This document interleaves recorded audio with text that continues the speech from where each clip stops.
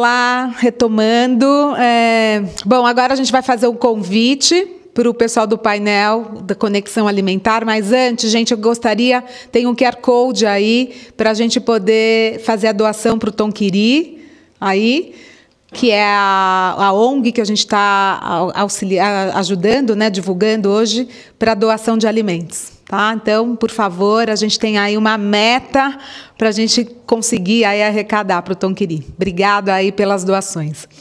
E aí a gente vai chamar agora o painel 2, que é a Conexão Alimentar, a tecnologia para não desperdiçar.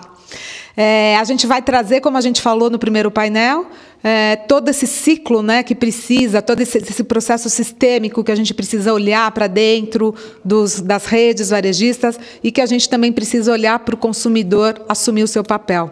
Mas quem que hoje pode estar ajudando? Existem várias tecnologias, a gente sempre fala, tem tecnologia, mas quais são essas tecnologias? O que elas podem fazer e como elas têm atuado? Então, para isso, eu convidei o Eduardo Prats, da Ecocircuito. Oi, Edu. Tudo bom? Olá, Flávia. Bom dia, tudo bem? Prazer estar aqui com você. Obrigada. O Edu também faz parte do nosso... É um dos voluntários que nos ajudou aqui a desenvolver todo o trabalho e tem um trabalho super legal de longo tempo, a gente já se conhece. E ele vai coordenar e moderar esse painel. Bom painel, Edu. Muito obrigado, Flávia. Olha, pessoal, muito obrigado pelo convite. Sejam bem-vindos ao nosso segundo painel do Encontro Lixo Zero, Conexão Alimentar, a tecnologia para o não desperdiçar. Meu nome é Eduardo Prates, também empreendedor e fundador da Ecocircuito. Nossa empresa tem o propósito de promover operações aterro zero e reduzir o desperdício de alimentos com o uso de conectividade, tecnologia e automação. Então, novamente, agradeço o convite, a oportunidade de fazer parte dessa discussão. A gente tem um legado aqui do painel anterior, uma discussão de suma importância, porque a alimentação é um direito básico do ser humano. Então, antes de trazer aqui e apresentar os nossos painelistas, eu gostaria de contextualizar a nossa conversa e estimular vocês, né, que esse painel seja uma troca muito rica da nossa realidade, dos nossos desafios. Então, quanto mais interação, maior a qualidade da discussão. Então, fiquem à vontade de interagir no chat, mandem para a gente as suas dúvidas e perguntas, porque, de fato, a gente tem uma triste realidade, um enorme desafio na cadeia de alimentos. A gente, enquanto no Brasil, a gente é considerado uma potência mundial na produção de alimentos, por outro lado, a gente tem milhões de pessoas em condição de insegurança alimentar. E, de fato, existe uma enorme jornada entre produzir, consumir, eventualmente descartar o alimento, a produção do alimento no campo, seu condicionamento, sua logística, os diferentes métodos de armazenagem, os requisitos sanitários para garantir que o alimento chegue na mesa do consumidor com qualidade, passando pelo processo de industrialização ou não, a gente precisa descascar mais alimento e desembrulhar menos, né? Por isso tem o hábito do consumo também carrega diversos impactos que muitas vezes a gente não enxerga, né? Principalmente considerando ali o esforço de recursos naturais, de capital, de equipamentos, logística, etc., para que o alimento chegue na nossa mesa. E, de fato, para a gente manter essa roda girando, a gente precisa mobilizar todos os elos da cadeia, que ao longo dessa jornada do alimento, existem várias oportunidades, vários riscos, onde o alimento vira resíduo, onde ele é descartado. E essa complexidade, não só da variedade de alimentos, a gente tem uma logística para que esse alimento chegue nas cidades. E ao longo dessa jornada, tem várias barreiras que o alimento precisa superar para cumprir o seu propósito principal, que é de nutrir, de alimentar as pessoas. Então, com isso, frente a toda essa complexidade, a gente tem uma enorme taxa de desperdício de alimentos no Brasil e no mundo, estimado aí, um estudo recente na ONU, que foi comentado no painel anterior, são mais de 60 mil caminhões de 40 toneladas de alimentos desperdiçados por dia. Isso, em 2019, são mais de 900 milhões de toneladas de alimentos. E é aquilo, a gente investe muito para produzir, a gente investe muito para distribuir, e a gente investe pouco ainda em tecnologia para tampar esses buracos, né, e eventualmente reduzir alterar essa realidade do desperdício em si. Ou seja, de forma geral, a gente tem um mundo de oportunidades, a gente tem muito espaço para melhorar, e hoje a gente reuniu aqui alguns empreendedores engajados e atuando no tema para reverter essa realidade. Então, apresentando, em primeiro lugar, a Leila Okumura, 15 anos de atuação no desenvolvimento de estratégias de lançamentos de novos produtos no Brasil, Bélgica e Itália, cofundadora da Locale, uma plataforma digital para ajudar marcas locais a serem mais competitivas no varejo brasileiro. Também Luciano Almeida, nutricionista com 13 anos de atuação no food service, nutrição clínica escolar, hoje CEO e cofundador da Restin, um marketplace B2B, operando diariamente no combate ao desperdício de alimentos. Também para a nossa discussão, Ricardo Salazar, empreendedor desde 2012, fundador da Stocks Logística Reversa e OmniTurn, hoje CEO Brasil da Y-Waste, uma food tech sueca, presente em 17 países e traz Big Data e inteligência para reduzir o desperdício e perdas nos supermercados. Last but not least, a gente tem Guilherme De Maceroni, CEO e fundador da James Chip, uma startup de predição de demanda que utiliza inteligência artificial nos varejos, distribuidores e indústrias para mais inteligente. Então, pessoal, sejam todos bem-vindos. E vamos lá, começando pela ponta. Luciana, a maioria das pessoas, elas interagem com o alimento na hora de comer, né? Mas a gente sabe que chegar no prato, o alimento passa por uma bela jornada. Na sua opinião, por que o desperdício acontece, por que ele vira o resíduo e como que a Restin tem atuado para reverter esse cenário?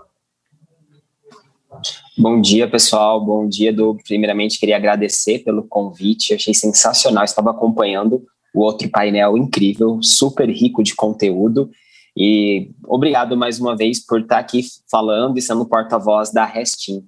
Eu acredito que o desperdício ele acontece por falta de informação das pessoas, né? E também, de certa forma, a falta de educação por elas, porque não entende todo o processo que o alimento corre antes de chegar no prato. A hora que ele chega no prato, é o processo mais lindo ali, a hora que você está vendo a comida. Só que tem uma cadeia gigantesca por trás, desde tecnologia, todo o conhecimento, transporte, que envolve toda uma logística complexa aqui no Brasil. Aí tem também o desperdício que acontece em toda essa cadeia, então a pessoa ela não tem noção disso.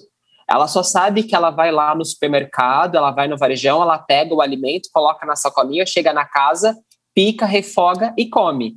E às vezes ainda ela vai gerar mais desperdício. Então, a hora que ela começa a ter noção dessa cadeia toda por trás, ela começa a pensar mais a sua forma de consumo. Eu acredito que aconteceu isso com todo mundo que está aqui, por isso que mudou os seus hábitos e combate ao desperdício, porque nós realmente entendemos toda a jornada daquele alimento.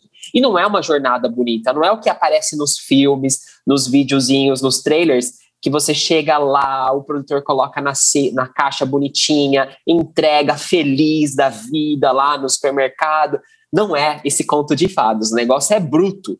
Né? Eles tratam de uma forma mais bruta, não por maldade, mas é porque a produção é muito acelerada. E nesse decorrer de produção acelerada é onde que está as pequenas perdas dos alimentos, porque falta tecnologia, principalmente nos países em desenvolvimento. O Ricardo vai abordar muito bem isso. E aí vem toda essa perda até chegar no supermercado e depois todo o desperdício vinculado. Então, eu vejo que a hora que a pessoa se situa no mundo, ela vê que ela realmente importa e que o alimento molda o mundo, ela começa a ter pequenas mudanças e até mudar o seu padrão de consumo. E isso é bom tanto para eu que sou nutricionista, porque ela vai mudar os seus hábitos alimentares, e também para o planeta, que ela consegue reduzir esse desperdício vinculado. E a Resting, ela chega para trazer um pouco dessa consciência para as pessoas, de tipo, cara, desperdiçar não é legal, não é bonito, é feio. Né? E o que você tem que fazer para evitar o desperdício? Você tem que comprar de forma consciente. Antes mesmo de você vender o excedente, de você dar o destino para um resíduo, você tem que comprar de forma consciente e questionar as outras pontas que estão comprando para ter a compra de forma consciente. Porque daí você consegue minimizar esse dano. E a Resting veio para também ajudar nessa compra consciente. Como? A gente conecta as empresas que têm esses excedentes, que são produtos ótimos, de ótima qualidade, mas que sofrem pequenos defeitos na sua produção, que tem pequenas deformações, que está próximo da data de validade, com outras empresas que podem utilizar esse alimento como agente de manipulação. Igual eu sou, além de nutricionista, eu trabalhei como cozinheiro. Eu cozinho, eu faço minha comida, eu já trabalhei em restaurante, então eu pego esses alimentos que têm pequenos defeitos e faço pratos incríveis. Para quê? Para ter o consumo. Então, eu acabo fazendo uma repaginada, né? A gente utiliza as técnicas culinárias para ressaltar aquele alimento que teve pequenos defeitos e colocar para venda. Aí você acaba contribuindo para toda a cadeia produtiva, porque você compra mais barato, você vai revender mais barato, você evitou daquele alimento ser descartado, então tem toda uma corrente do bem aí vinculada. Então esse é o nosso objetivo, esse é o objetivo da Resting, dar o destino para esse tipo de alimento e trazer essa solução para eles.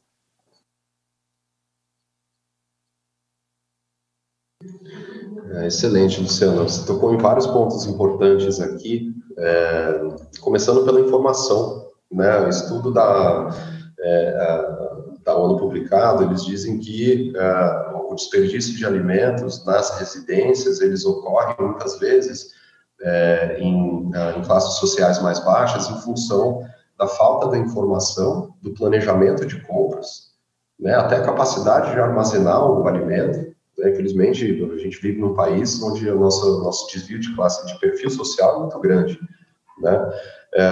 Então, em termos do aproveitamento integral do alimento, né, com receitas criativas, né,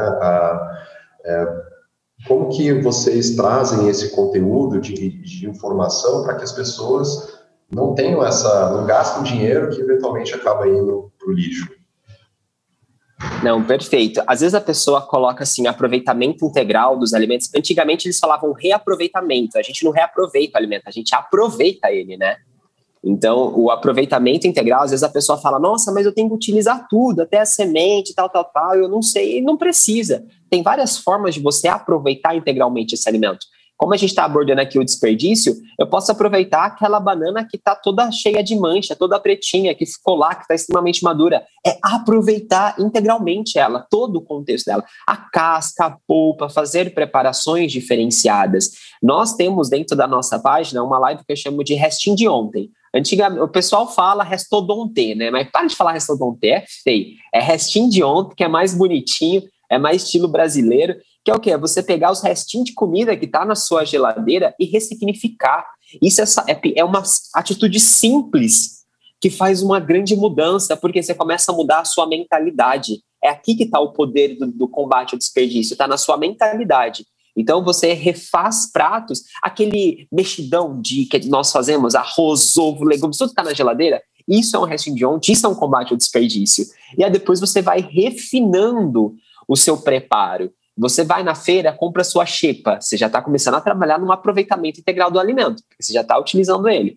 Aí depois você manipula, igual semana passada eu fiz uma polenta de milho recheada com linguiça, com milho banguela, pimentão que estava com pontos estragadinhos que eu retirei, linguiça que estava há tempos da minha geladeira. é você saber dar uma repaginada. Então, a Restin trabalha um pouco nesse conteúdo para o cliente final, para o cozinheiro, porque ele pode ter criatividade e desenvolver novos pratos aí com esse tipo de alimento.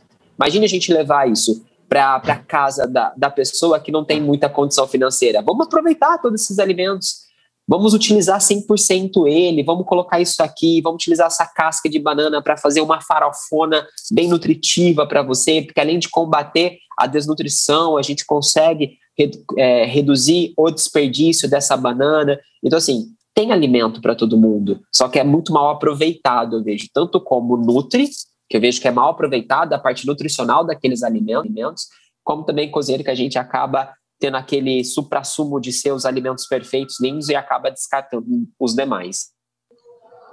Perfeito, Luciano. Acho que o ponto ali final, né, da jornada do alimento, existem algumas oportunidades para a gente, como você falou, aproveitar o alimento de forma integral, não reaproveitar, mas extrair todos os propósitos que o alimento precisa cumprir. Né? Exato. Tanto que tem a pesquisa da Embrapa, que foi feita em 2019 pelo Gustavo Porpino, que identificou que mais de 20% do desperdício que acontece nas casas das pessoas vem do arroz. E aí você tem desperdício do feijão, que é quase em segundo, terceiro lugar, porque as pessoas querem aquela comida fresquinha, gostosa, e acaba não reutilizando esses restinhos aí de comida, porque quer tudo fresquinho. E não, dá para a gente reaproveitar, dá para dar uma repaginada nisso, e essa simples atitude, você já vai ver que vai fazer uma diferença grande no seu bolso, né, e diferença significativa no planeta. Perfeito, Luciano. Quando a gente fala em tecnologia, a gente entender, né, em que momento que o resíduo é gerado, 46% do desperdício total também ele ocorre nas etapas de varejo, o consumo nos restaurantes e nas residências. E eu volto essa discussão agora para o Ricardo, que trouxe um dado interessante aqui. De acordo com a Associação Brasileira de Prevenção de Perdas, o setor de supermercados descartou o equivalente a 8 bilhões de reais em produtos. Impensável, né? Uma cifra desse tamanho. Agora, Ricardo, qual que é o perfil desse descarte?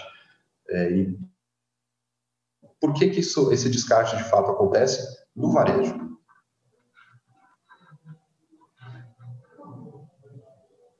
Está no mudo. Tá ouvindo? Agora vamos. Olhou? Beleza. Pessoal, primeiro agradeço aí pelo convite, participar desse evento, primeira vez. Prazer, Eduardo, estar aqui e todos mais, também os demais panelistas. Edu, eu vou responder seguindo a linha do Luciano. É também informação, tá? As perdas que acontecem na cadeia como um todo, tanto na nossa casa como também na distribuição, no varejo e no atacado, também acontece por falta de informação, né? Muitas pessoas não têm a dimensão do total de perda que acontece, né? E como você falou, e não sabe por que ela acontece. Então, como você falou, no ano passado, foram mais ou menos 8 bilhões de perdas de alimentos no mercado e supermercado. E aí você, identificando as razões, você verifica que a principal perda se dá por questão de vencimento, né? Por produto danificado, embalagem e deteriorização, tá? Então, mas o que acontece? Quando você vai destrinchar as informações, você verifica que boa parte dos supermercados não tem sistema para ter acesso a esses dados. Ou seja, ele não acompanha o ciclo de vida dos produtos, não entendem a razão pelas quais o produto vai se perdendo, e termina que o foco no dia a dia passa em tentar identificar que essa perda aconteceu e evitar que o produto esteja na gôndola daquela forma. Por exemplo, o foco em geral do pessoal de prevenção de perdas é evitar que aquele produto que tem aquela data de validade, ele esteja exposto na gôndola no momento que o cliente for fazer a compra do produto. Sem um sistema, com um sistema, na verdade, você conseguiria evitar que isso acontecesse e tomar as ações necessárias para que ele não chegasse a vencer lá na gôndola, né? Então, dados também de pesquisas da Abrap identificaram que 85% dos supermercados não tem sistema de acompanhamento, e quem faz o acompanhamento utiliza soluções como o Excel, né, com planilha eletrônica. Mas o que acontece? Você não consegue ter escala, né? Você tem várias lojas, você tem 7 mil, 8 mil, 10, 15 mil SKUs, produtos que vencem todo dia, e aí com isso você não consegue controlar esses vencimentos, então termina que o processo, né, de brigada passa mais a fazer aquela varredura na gôndola para retirar o produto que está próximo do vencimento. Quando que, utilizando um sistema, você conseguiria ter a visão, né, dos teus vencimentos, de receber de forma inteligente e proativamente a identificação de produtos que estão com risco de vencimento ou estão próximo de vencer, e também utilizando inteligência, informar qual é a ação necessária que você deveria dar naquele produto para ele atingir o giro necessário para que ao final do processo aquele produto não vença na gôndola e aquela perda de fato aconteça. Perfeito. Então, hoje, quando a gente fala em varejo, supermercados, a gente pensa nos grandes, né? Nas grandes cidades, as grandes marcas. Mas isso, o Brasil é um país gigantesco e muitas dessas redes, de fato, são pequenas redes, né? Locais, regionais, que de fato, operações familiares que foram crescendo ao longo do tempo, e é uma dor de crescimento para o setor, pelo que entendo, principalmente nessa leva de tecnologia. Então, vou trazer voltando a essa questão, agora a gente está falando de tecnologia, informação, a gente medir, né, a gente saber, hoje em dia, o Luciano comentou, a produção é acelerada, né, o nosso consumo é acelerado, é tudo muito rápido hoje em dia. Né, tem um movimento slow food, mas isso é uma outra discussão, mas a questão com tudo que acontece, né? Você falou de dezenas de milhares de SKUs, né? São produtos que têm ciclos de vida diferentes, validades diferentes, as razões, né, entre vencimento, o dano na embalagem, a própria data de validade, que isso para alguns produtos é muito relativo, né? A gente, de certa forma, com a industrialização, a gente perdeu essa crítica, né? Esse senso crítico de, olha, eu consigo consumir esse alimento, esse mamão ou qualquer outro tipo de alimento. Mas exato, se baseia somente a data de validade, né? Esquece que nós temos sentidos, o tato, o olfato, o paladar, para identificar se aquele alimento. É igual se um ovo, ele está lá com a data de validade vencida, mas você quebrou, ele está íntegro, será que ele está vencido mesmo? Porque ele está íntegro. Né? Visualmente falando, né? O que nós temos que levar em consideração para estipular essa data de validade? Porque isso, querendo ou não, gera muito desperdício. Então, como que eu posso minimizar esses danos ou, sei lá, reformular algumas leis, igual foi feita a reformulação da lei de doação de alimentos? Será que deveremos olhar novamente para esse segmento? E se eu puder contribuir na parte de tecnologia, o que o Ricardo falou, muitos supermercados, mini-mercados e mercearias, eles não aderem a essas novas tecnologias de combate ao desperdício de alimentos. Eles acabam se retraindo e é onde acontece muito lixo lá dentro, porque eles não colocam, eles ficam realmente em planilhas de Excel ou não fazem nada, né, trabalham muito no feeling e acaba não aderindo a essas novas tecnologias, principalmente a da Y-Waste, que é uma tecnologia incrível, né, de gestão ali, de controle de perda. Então, a gente está falando aqui não só de falta de informação para a gestão em si, mas eu diria que uma distância até a tecnologia para novos sistemas e processos, etc. Mas uma questão de gestão mesmo, ferramentas para gestão. Né? Existe. E falando nisso, aí eu vou trazer um pouco o Guilherme para a conversa, com a James Tip. Guilherme, você usa na sua... Você traz para o mercado inteligência artificial. Para os leigos, na prática, o que é isso de fato? Inteligência artificial, a gente pensa em um filme de sci-fi, né? Mas na prática mesmo, quais são o que a inteligência artificial faz e quais são os fundamentos básicos para que ela opere com uma eficiência que vai trazer inteligência ali para a gente reduzir o desperdício? Bom dia, pessoal. Bom dia, Edu. Eu acho que o grande ponto que a gente tem que começar sempre com a abordagem quando fala sobre inteligência artificial é falar sobre a cultura das pessoas. Eu acho que a gente tem um preconceito de achar que a tecnologia vai resolver tudo. E a gente não pode esquecer e levar em consideração esse histórico do cara do mercadinho que sempre fez no papel de pão, no caderninho.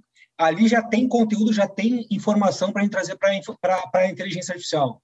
Inteligência artificial não é a bala de prata que vai matar o vampiro, né? Não vai resolver tudo. Então, a gente vai lá, a gente parte de um pressuposto de usar tecnologia com conhecimento, já que ele sim é empírico, vai para a ciência, vai para a academia, volta e a gente hoje tem alta capacidade de processamento, cruzamentos, regras de negócio. Então, dá para resumir inteligência artificial como a percepção de algo que pode vir a melhorar, que nós humanos nem sempre temos capacidade de visualizar isso. Então, eu vou dar alguns exemplos aqui, mais no dia a dia das pessoas, que eu acho que a gente é muito agressivo em muitos momentos, achando que tem que ter tecnologia em tudo, mas a gente esquece da cultura, né? O James Chip aí já trabalha com isso. Eu tive outra startup, outra empresa que eu vendi em 2015 para um fundo, uma empresa que trabalha com predição de demanda, tá? com planejamento de demanda, desculpa. E a gente tem que ter essa questão de empurrar de uma forma sem ajudar na cultura da mudança do comportamento das pessoas. Aí, tecnologia, sem entendimento de cultura e comportamento, não funciona. A gente tem que parar de empurrar. Então, vamos lá, vamos tentar fasear o todo, né? O James Chip, ele trabalha com Data Driven Planning. O que é isso? É prever o futuro. Então, a gente vai sempre tentar prever o futuro do consumo. Independente do ponto de venda, independente do item ou do SKU, e as regras de negócio que competem a ele. A partir daí, sim, tu vai ter processos, né, de outras empresas que vão lá e vão fotografar o ponto de venda para ver como é que está a programação, a exposição, vão perceber shelf life, mas o debate anterior, né, teve lá aquela pergunta, onde está a melhor fruta? E talvez a pergunta que o James Chip persegue o tempo todo é: onde está a perda do varejo? A perda do varejo não está na compra, não está no processo interno, está na previsão futura de consumo, na nossa visão. Se eu consigo prever o futuro, as habilidades de prever o futuro, o consumo daquele varejo ou qualquer outro ambiente, eu consigo comprar corretamente e voltar vários elos da cadeia. A gente se preocupa muito em o que eu faço com esse desperdício? Mas o desperdício, se ele acontece em alta velocidade, alta frequência, é que eu comprei errado e não soube prever o consumo dos meus clientes. Então, tem um exemplo claro aí, né? Começou a pandemia ano passado, nós temos aí casos de varejos líderes de mercado que desligaram o RP deles, a tecnologia deles, porque o consumidor mudou muito rápido e as tecnologias até então, que trabalham com dados transacionais, não com inteligência artificial, elas bugaram, ponto. Então, assim, a partir daí ela bugou. O que eu faço a partir de agora? Chamo os humanos que têm lá aquele mindset, aquela experiência que a gente tem que valorizar e trazer, sim, para a inteligência artificial. A inteligência artificial não salva o mundo sozinha, precisa de pessoas, humanos, competência, para agregar isso e botar regras de negócio e readequar isso. Então, vou dar um exemplo que tu falou de processos, né, Edu? Só para complementar. A gente trabalha com um conceito muito simples, que é a jornada do comprador. E a gente sabe que um comprador bem intencionado faz qualquer varejista dar certo e um mal intencionado quebra um varejista. Tá? E aí eu não vou nem levar em questões de interesses, que, né, o mercado melhorou muito, mas daqui a pouco um comprador que ele tem ainda aquilo, sempre foi assim, ou eu acho, ele vai quebrar o estabelecimento. Sempre foi assim, eu acho. O exemplo que eu dei há pouco foi a pandemia ano passado. Em um mês, uma das líderes do varejo no país, o supermercado desligou o RP deles, não é qualquer RPzinho, é um líder de mercado mundial. Porque qual é o grande desafio aqui? É tu entender o comportamento futuro, rápido, voltar os elos da cadeia com regras de negócio. Pedir time, cobertura, estoque máximo, médio mínimo, e entender que essa informação, ela não é uma informação só parada, estática, ela é flutuante, mas eu tenho que correlacionar com a operação das pessoas que utilizam isso. Né? Então, dentro do James Chip, eu vou pegar o James Chip como exemplo, os nossos personas é o comprador, o financeiro, não adianta o comprador levantar a mão e pedir capital para comprar se ele não sabe dar para o financeiro uma previsão de venda futura. O James Chip indica isso. Depois eu tenho lá, por óbvio, a questão logística, né? Vem para um CD, como é que é a distribuição, eu posso ter um CD central ou os perecíveis você recebe no próprio estabelecimento, E, por fim, o gerente da loja. O que o gerente consegue fazer de ações de cross-selling? É importante eu entender o que eu tenho em excesso na minha loja e como é que é o comportamento natural naquele dia, naquela semana do meu cliente para que o excesso seja sugerido com uma compra adicional com produtos que têm um giro normal. Então, só para fechar, Edu, e não comprometer muito tempo aqui, eu entendo que a tecnologia ela é o meio, não o fim na bala de prata. Eu acho que a gente vive essa hype, né? Hoje a moda é falar de trabalhar com inteligência artificial, só que as pessoas têm uma dificuldade de entender primeiro os processos. Quando eu tenho os processos bem definidos, mapeados, colocados de uma forma orgânica na cultura do varejo, aí eu consigo dar um salto para a inteligência artificial e eu consigo sim ter resultado. E aí tem resultados clientes nossos aqui que são exponenciais, mas nunca se pode separar tecnologia de entender cadeia, entender processos, ir a fundo, vamos lá, no chão do varejo, entender os processos, e aí sim, aí eu começo a subir níveis de competência para acelerar todo aquele conhecimento que eu já tenho. Não sei se eu respondi, Edu, mas é isso que a gente pensa no James. Perfeito, Guilherme. Você comentou aqui de vários pontos, são os fundamentos, né? Processos bem desenhados, quais são os controles que você tem no próprio supermercado, de controle básico de estoque, né? O quanto que gira, o quanto que não gira, né? Essa informação, ela é fresca, né? Quanto tempo leva para você atualizar o seu estoque no supermercado hoje em dia, né? Pelas entradas e saídas, né? O quanto que a gente perde ali do produto esquecido, né? Vamos olhar os nossos SKUs para entender o que está saindo mais, o que não está saindo, mas ficou evidente no seu exemplo em tempos de Covid, esse tranco que o setor de alimentação sofreu com a oferta e demanda, né? Mais a queda da demanda, exemplos aqui no Cinturão Verde de São Paulo, onde os agricultores passaram o trator na produção, porque não tinha para onde ir, né? E o sistema de distribuição em si, quando você tem um centro, como o Ceasa, por exemplo, qual o índice de perda nesse elo da cadeia? Né? Quando o agricultor ele sai do campo para chegar no centro de distribuição, mas sem ter a certeza que o produto vai ser de fato vendido, né? E muitas vezes você vê no final do dia, você tem um volume absurdo de alimento em si que não cumpriu o seu propósito, que morreu na praia, né? Na verdade, tem uma outra jornada além disso, depois da distribuição, mas tem inúmeros exemplos de alguns chefes de cozinha que eles vão, no final de feira, coletam todas as sobras, literalmente, do chão e fazem pratos maravilhosos e por aí vai. Você comentou da informação flutuante, né? A previsão de venda futura com base em essas influências variáveis que são difíceis de captar, né? Agora, a relação varejo e marcas é um outro elo que eu gostaria de trazer aqui para a discussão, porque existem os diversos pré-requisitos de distribuição do varejo e as indústrias, né? Tem essa relação amor e ódio ali, que a indústria precisa ter essa exposição, o varejo também precisa ter uma variedade de produtos na prateleira, e normalmente o varejo tem esse papel fundamental de dar vazão para esses produtos, mas muitas vezes as marcas, as pequenas principalmente, elas acabam tendo uma maior dificuldade em ter a exposição que ela precisa, né, para chegar no consumidor que está procurando coisas novas.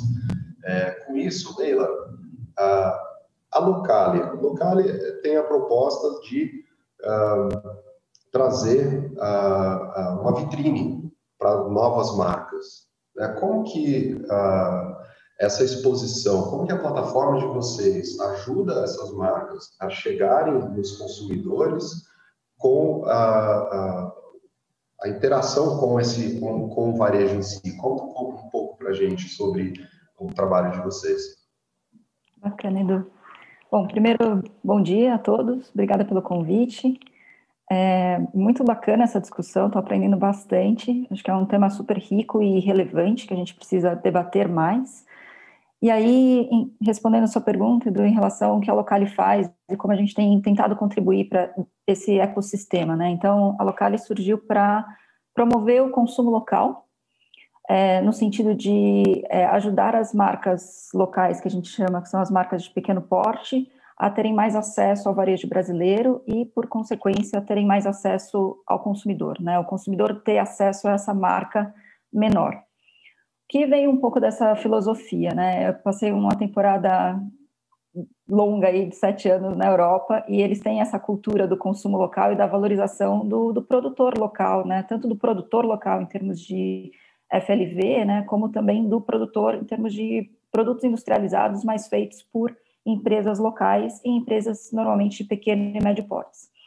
E quando eu voltei para o Brasil, eu vi que ainda é pouco valorizado no Brasil, né? A gente tem uma diversidade muito limitada de marcas e produtos. Então, eu sempre falo, né? Eu visitava diferentes redes varejistas e o mix é o mesmo, né? Você tem a mesma quantidade, o mesmo tipo de categoria, a mesma quantidade de produtos e marcas. A diversidade não existe ainda no varejo brasileiro. Então, a Locali vem nesse sentido de poder trazer, né, essa diversidade de marcas e produtos para o varejo. E aí foi um ponto importante, né, a descoberta de que eu fiquei pensando, será que é porque a nossa indústria não é desenvolvida o suficiente, é por isso que a gente não tem essa diversidade de produtos no varejo? E investigando mais, conhecendo um pouco melhor, a gente vê que tem um mundo de empreendedores, empresários que produzem, estão fazendo produtos incríveis, super saudáveis, menos processados, mais conscientes, mais sustentáveis, que tenham cuidado em toda a cadeia produtiva, que tenham cuidado de onde vem o insumo, como trata o insumo, como reaproveita e aproveita ao máximo aquele insumo, enfim. Então, tem um cuidado muito maior. A gente tem vários empresários assim, muitas empresas mesmo, só que o consumidor não tem acesso a essa marca, né, esse produto, pelo desconhecimento do varejo. E porque o mercado é super pulverizado, é difícil mesmo, né, ter acesso a esse produto.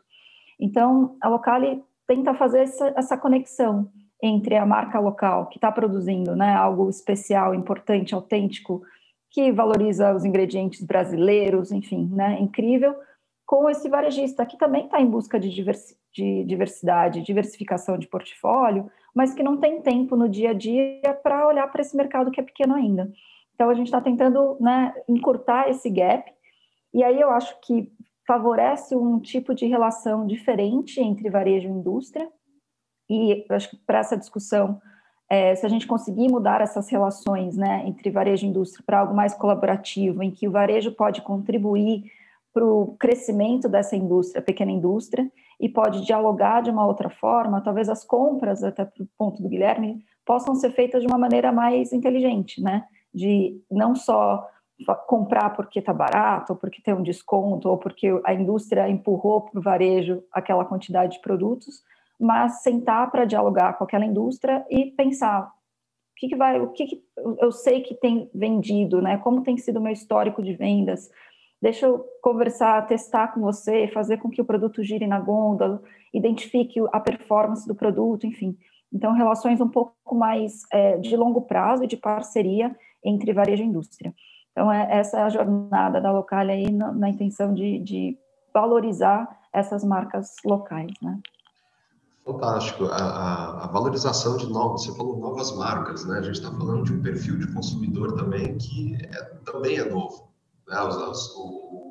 Com a onda que a gente vê dos ODS, os Objetivos de Desenvolvimento Sustentável, eu acho que tem uma relação ovo e galinha aqui entre o que as marcas se propõem a produzir e oferecer para o mercado e, por outro lado, o que o consumidor está disposto a pagar e questionar mesmo se eu estou comprando um produto ou estou comprando um propósito ou um conceito. Você vê essa diferença na plataforma da Locali e uma mudança nesse perfil do consumidor que talvez esteja mais exigente com os produtos que ele busca? Acho que a gente está evoluindo nesse aspecto, né? Então, já trabalho com esse mercado, né, de consumo há um tempo, e o brasileiro antes era bem mais resistente a novas marcas. A gente sempre foi muito fã de marca importada, marca grande, né? Trazia credibilidade, enfim. E eu estou vendo esse comportamento mudar. O brasileiro já está mais curioso, já está questionando mais o que consome, já lê mais rótulo, né? Já questiona o nível dos ingredientes, né, que estão consumindo, enfim. Então, é uma jornada ainda lenta, mas já vejo essa curiosidade maior do brasileiro, que é legal. E a nova geração, os mais jovens aí, estão trazendo essa busca por propósito também, né? Que a compra do produto, e isso é importante, né? Que quando eu compro um produto, eu estou, de alguma forma, endossando a filosofia e as práticas daquela empresa, né? Então, não é comprando simplesmente aquele produto, né? Eu estou apoiando uma indústria, uma empresa, um empresário, e de alguma forma eu estou dizendo, olha, eu estou dando um voto de confiança, né? Ótimo trabalho, estou curtindo, deixa eu comprar o seu produto. Então, essa nova geração traz esse propósito que é legal para o consumo e que deve ser mais exercido, eu acho, por todos nós, né? Porque a gente pode incentivar toda uma cadeia produtiva mais sustentável e mais bacana aí com o nosso ato de consumir. Então, eu vejo uma transformação do consumidor mais jovem aí, e acho que tem um trabalho da indústria, que é um ponto também que a Locali tenta incentivar, que é a indústria passando essa história, né? Porque o consumidor não vai ficar sabendo do nada que você teve uma mega preocupação em relação a todo o processo produtivo, que você surgiu por uma causa, que você tem uma história. Então, tem a responsabilidade da indústria de criar canais de comunicação que possa, né, contar essa história para o consumidor, e aí sim ele possa apoiar uma história, um propósito, uma causa, né? Então, acho que tem esses dois movimentos. O consumidor indo em encontro, né, ao apoio e o ato de consumir como algo mais forte, mais transformador, e a indústria também criando outros meios e canais de comunicação para contar essa história que é muito rica e que merece ser conhecida, mas ainda não está lá. Então, a gente está tentando também incentivar a cadeia nesses dois sentidos. Perfeito, Neila. Quanto mais transparente as marcas forem, contando suas histórias, abrindo o coração, digamos assim, mais fiel, né, o consumidor vem a ser também por uma escolha, né, de acreditar no propósito das marcas. Como a gente está falando de tecnologia, eu pessoalmente, quando vou no supermercado, eu uso um aplicativo que chama Desrotulando, e praticamente te dá, através da leitura de código de barras, um rating entre ingredientes utilizados naquele produto, notas, né, de ponta a ponta para você ver e comparar, ajudar a você escolher um produto que se aproxima mais daquilo que você está buscando, né? Eu acho que a informação, de fato, é fundamental na hora da compra. E existem as tecnologias para isso. Então, nosso trabalho aqui nessa discussão é justamente trazer alguns exemplos de aonde que o consumidor pode buscar informações para tomar a decisão, porque, de fato, o poder de compra, o poder da decisão é muito maior do que a gente imagina. Ao momento que você compra um produto, você autoriza aquela marca a continuar fazendo a mesma coisa, né? Então, oferta e demanda. Parou de comprar, aí sim a gente tem uma reflexão que vai refletir em toda a cadeia, né? Agora, voltando à questão aqui do planejamento de demanda, e aí, Ricardo, eu vou trazer essa discussão para você. Vocês têm atuado no mundo inteiro com a Y-Waste. Como tem sido a atuação de vocês aqui no Brasil, e como vocês têm gerado os resultados? Conta um pouco da tecnologia que vocês aplicam em um novo cliente, por exemplo, uma nova implementação. Qual que é essa jornada que vocês trazem para que a ferramenta de vocês cumpra esse propósito de reduzir esse desperdício e trazer maior rentabilidade para o cliente que vocês atendem? Tá. Em primeiro lugar, assim, seguindo bem na linha do que o Guilherme falou, A gente é uma empresa de tecnologia, mas a gente sempre traz com a gente uma consultoria também para entender a situação do cliente naquele momento. Então, a gente tem hoje 4 sistemas, mas não é simplesmente chegar lá e plugar o sistema que ele vai gerar o resultado. A gente primeiro tem que entender qual é a situação dele, verificar quais são os pontos críticos e sugerir e depois acompanhar o processo de implementação daquele sistema, tentando trazer o máximo de informação do cliente para a gente não tentar mudar o processo, sim, se ajustar a um processo que já existe, tá? Então, quanto menos mudança, mais fácil você consegue implementar a sua solução. Então, a gente primeiro identifica onde é que acontecem os gargalos, né? Então, hoje, das 4 soluções, a gente verifica que ela é a principal delas, que é a questão do processo, né? Você tem essa questão do processo de compra, você tem a questão do melhor planejamento, mas hoje a gente nota que o principal problema é implementar uma rotina, implementar um processo, você conseguir enxergar os seus vencimentos, já que o vencimento é a principal perda num supermercado atualmente, né? Então, o que a gente implementa é uma solução hoje, né, chamada Semaphore, que a gente consegue, entre um produto entrar na gôndola, entrar na loja e ele vencer, o sistema consegue acompanhar e gerar pelo menos 4 alertas para o gestor, para que o gestor se dirija àquele produto, ou seja, a gente mapeia todas as datas de validade e diariamente a gente faz o sistema aponta quais são os produtos que dentro de um parâmetro que foi estabelecido pelo supermercado, aquele produto precisa ser verificado para entender se aquela data de validade continua na gôndola e uma vez identificado na gôndola aí é quando entra a inteligência, a tecnologia, qual é a ação sugerida pelo nosso sistema para que o gestor tome aquela ação para que aquele produto atinja o giro necessário para que ao final do processo, daquela data de validade, ele não sobre. Então, desde de sugerir um destaque daquele produto, um PVPS daquele produto, PVPS é você garantir que aquela data de validade mais próxima está na frente da gôndola.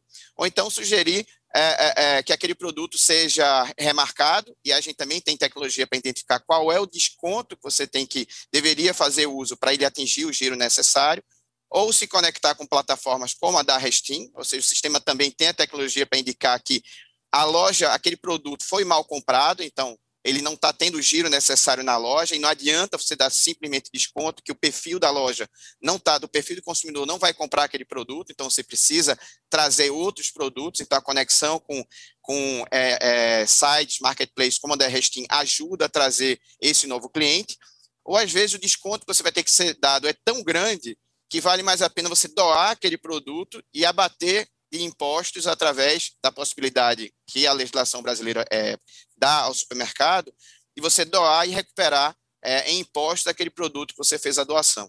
Então, você utilizar a tecnologia para ter escala na gestão e nas ações necessárias para aquele produto, ao final do ciclo, não sobrar na tua gôndola. Fantástico, Ricardo. Você está falando aqui de a tecnologia aplicada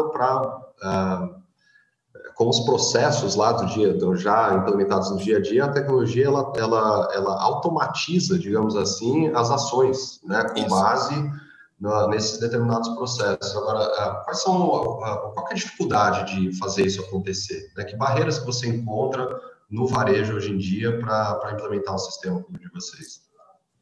Olha, você tem desde a barreira, a tradição, né, de sempre ter sido, como foi comentado aqui, então sempre eu sempre usei um caderninho, eu sempre usei essa planilha, eu sempre fiz dessa forma, então você tem uma barreira, uma inércia tecnológica de você mudar, quando você muda o caderninho, o sistema eu acho que a genialidade do Semaphore é a simplificação que a gente fez do sistema, onde ele consiga substituir o caderninho. Na verdade, vai trazer você digitaliza, você substitui, transformando o caderninho num checklist. E os avisos, os alertas vão vir dessa base de dados que a gente coletou. Então, você tem essa barreira tecnológica, essa barreira do eu sempre fiz assim, tá? Então, de implementar essa solução. Você tem também uma barreira educacional, você fazer com que pessoas, muitas vezes, que têm baixo conhecimento intelectual, de utilizar uma plataforma, então tem a migração também, e ela entender que não adianta você ter Big Data se quem aperta o botão não sabe o que está apertando, então a informação que vai entrar para você é errada. E a outra, e principalmente, é a disciplina. né? A rotina, boa parte das perdas, ele é por uma falta de processo e uma falta também de disciplina. Então, implementar principalmente, então por isso que a gente entrega a solução e depois a gente faz um pós-venda, né, um sucesso do cliente, para garantir principalmente que aquela disciplina de checagem, aquela verificação seja feita diariamente. E existe uma conexão muito grande, né, e esse é o principal indicador que o gestor ele acompanha, que é a pontualidade da checagem, ou seja, diariamente alertas vão ser emitidos e alertas precisam ser checados. E existe uma conexão muito grande entre lojas que têm um índice superior a 90%, né, e uma redução de até 63% nas perdas, simplesmente perdas por questão de vencimento na gôndola, simplesmente após essa implementação dessa rotina e essa persistência nessa rotina e nessa disciplina nas checagens diárias. Resultados, com certeza, num volume de varejo, resultados bem pertinentes, né, com esse nível de porcentagem. Sim. Agora, o Ricardo, então, você atua na gestão do estoque em si, com essas indicações de destinos, né, de processos, para que o melhor aproveitamento desse material seja indicado de acordo com o tempo de vida dele dentro do supermercado. E a informação para a gestão. Agora, o Guilherme ele já atua para definir justamente esse estoque para ser gerenciado, né, Guilherme? Então, ele está ali no momento anterior da gestão do estoque em si. Guilherme, conta para a gente um exemplo de resultados que vocês trouxeram numa nova implementação, um case que você julga ser pertinente aqui, para exemplificar mesmo o resultado que a GameStip traz para os seus clientes, e também quais são as dores ali para você conseguir trazer esse impacto na operação. Não. Vou tentar correlacionar aqui um comportamento que a gente tem em casa hoje, né? Até estava ouvindo isso de manhã, mais cedo, que as pessoas com mais idade hoje elas dão o controle remoto da TV 4K para o neto ou para o filho, porque ele sabe dominar mais essa tecnologia, o chip mental dele aceita mais essas mudanças e essa tecnologia. No entanto, no dia a dia, gestores, eles esquecem que o mindset dele ou não acompanhou ou precisa aí de um upgrade que ele pode conseguir com uma pessoa um pouco mais nova ou esse comportamento aí. Aqui no GameStip, a gente tenta reduzir ao máximo essa questão de processos manuais, né? Então, assim, é uma cultura nossa no qual a gente tem mapeamento, tem tudo isso, e a gente sempre entende quando há uma dependência muito grande em processos, em algum momento vai falhar. Eu vou dar alguns exemplos aqui que as pessoas sabem, né? Faz um treinamento, faz um onboarding com o time, bota o time lá fantástico, fazendo tudo isso, e o gerente fez uma mudança de carreira e foi para o concorrente. Até tu achar um gerente que tinha aquele mesmo drive, tu perdeu dinheiro. Tá? Então, assim, a nossa preocupação com o GameStip sempre é isso que a Leila fala muito, né? Essa questão de indústria, comportamento de indústria versus comportamento que eu vou ter no distribuidor versus comportamento no varejo e como é a previsão futura de venda lá, como vai ser. Até puxando o que a Leila falou, né? O Brasil tem uma cultura muito diferente da Europa ou da americana de capitães de categoria. Redes, marcas que vão lá e compram espaço em gôndola, dominam. Em outros países tem que ser respeitado. Se o capitão de categoria invadir um espaço físico, ele é multado ou ele é retirado. Aqui ele é adquirido um espaço como mídia, como marketing. Isso inviabiliza mais ainda processos que a gente tem. Agora, na nossa visão, né, do James, quando eu tenho a previsão de demanda daquele PDV, então vamos lá, eu tenho uma rede de 30 supermercados na minha rede. Eu tenho 2 CDs. O GameStip consegue enxergar SKU e SKU cruzado entre eles, podendo ser 5, 10 mil, 30, 60 mil SKUs, comportamento individual, depois comportamento do ponto de venda, e a gente vai voltando vários anos na cadeia, né? Um exemplo que eu acho que é legal comentar, pegar aqui, já que a gente é de Porto Alegre, tem escritório em São Paulo, mas a base fica em Porto Alegre, é muito difícil hoje chegar para qualquer varejista e perguntar para ele quantos quilos de costela tem que vender para cada saco de carvão de 5 quilos. Faz essa pergunta simples. A começar pelo processo, né? O comprador do perecível da carne é um. O comprador do saco de carvão é outro. Eles brigam e lutam por seus KPIs individuais para dar resultado para a companhia, mas ele não tem uma visão clara do quanto o produto dele influenciou do coleguinha. E eu vou colocar como coleguinha, porque neste momento a gente tem que fazer isso com uma visão macro, não uma visão de apertar botão tecnologia. A gente tem que entender o todo como executivo. Outro exemplo, agora mais próximo, né? Feijoada. A couve, a farofa e o feijão. A couve e o feijão, quem compra é um comprador. Quem compra a farofa é outro. E a influência, como é que acontece? Então, o James Chip ele vai nessa particularidade de entender o comportamento dos 30 mil SKUs. Então, a inteligência que a gente tem, as regras de negócio, quando eu estou vendo feijão, eu estou cruzando feijão com os outros 29.999 SKUs daquele varejo. Daquela loja. Depois das outras 29 lojas, depois o comportamento da rede, depois com as regras de compra dos fornecedores, quais são os melhores fornecedores, como é que vai acontecer o nível de serviço de fornecedor, com lead time, espera. Os varejistas que estão nos assistindo aqui devem estar passando um momento mais crítico do que antes, que é, faz um pedido fantástico e a indústria, o distribuidor, está entregando menos do que o pedido. Porque hoje a gente tem falta de alguns insumos na indústria. Então, consequentemente, o varejista recebe menos. Como é que ele vai fazer a redistribuição? Então, a nossa ferramenta também já faz a redistribuição, reduzindo ao máximo a ruptura que acontece, ou os excessos, né? E aí, em números, eu acho que é interessante colocar, a gente tem, eu vou pegar exemplos não diretos, porque o exemplo direto, eu acho que a gente também tem uma máxima de ficar viciados em comportamentos e não no todo. A gente tem clientes aqui que a gente conseguiu, por exemplo, reduzir em 30% a dependência de capital de giro para aquisição. O que é isso? 30% menos de dinheiro para comprar produtos, porque eu estou prevendo que eu tenho que ter no meu estoque. Consequentemente, eu não vou ter um excesso. Consequentemente, eu vou reduzir minhas perdas.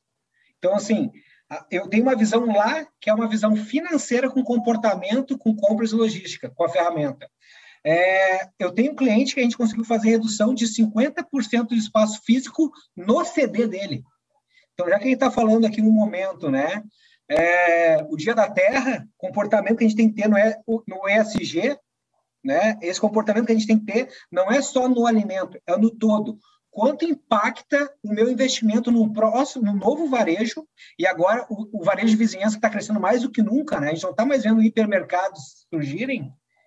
Quanto é o meu espaço físico? Eu tenho que fazer investimento físico mesmo, né? Cimento, concreto, argamassa, para prever a minha demanda de estoque lá máximo. E se eu conseguir prever isso e ter um espaço físico menor, eu não estou indiretamente fazendo uma redução, e quando eu tenho essa redução e eu crio esse cenário, eu crio uma cultura no meu time que ele tem que ter essa previsão. E aí eu comecei falando, né, que a gente, às vezes, fica viciado em querer dar resposta para o mercado que ele está acostumado a ouvir. E eu acho que o nosso desafio aqui é falar para o mercado, olha só, eu vou te ajudar nisso que está buscando, mas tem outros ganhos aqui que não estão sendo tabulados no teu dia a dia.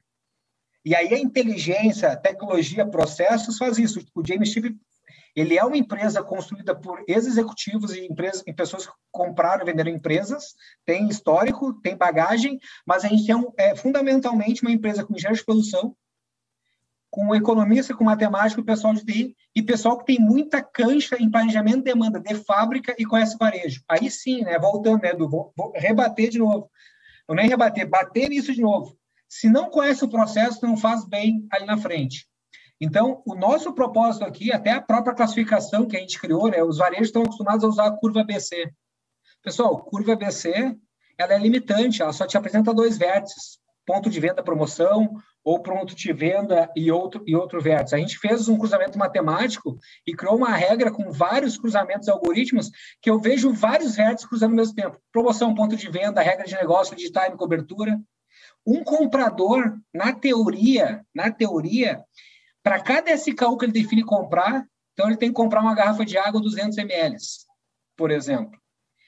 Este comprador deveria fazer, no mínimo, 350, 600 perguntas sobre aquele SKU. É sazonal? Não é sazonal. Esse produto vende em qual ponto de venda? E o pessoal não tem tempo ou não tem ferramenta. Aí, voltando ao que tu falou, né, Edu? A gente tem tecnologias hoje transacionais para obrigação financeira e fiscal. Varejista tem RP porque ele é obrigado, porque tem o imposto do governo.